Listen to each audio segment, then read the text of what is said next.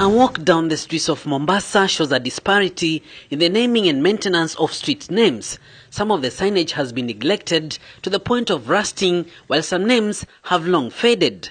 Some street names are still prominent but do not conform to a universal way of display. The government admits that lack of a national framework to guide naming of streets and numbering of property has affected the uptake of e-commerce. For example, streets such as Moi Avenue, Haile Selassie and Kenyatta Avenue, among others, can be found in both Mombasa and Nairobi. This should not be the case. Repetition of road names has been a common thing in certain cities, and this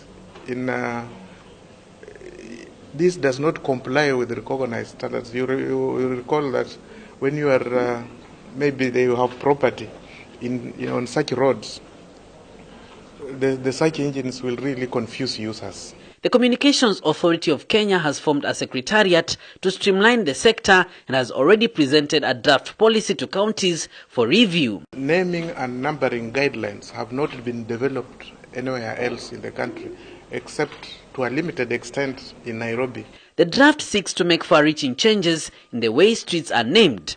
Street names chosen should promote community image and shall be drawn from local history, culture and traditions, and also landmarks. The names could also include those of distinguished local leaders and elders, but there is a catch. The use of names of living persons, that is politicians and chiefs, should be avoided. The proposal also caters for existing historical road names. They can be retained, but only if they comply with requirements.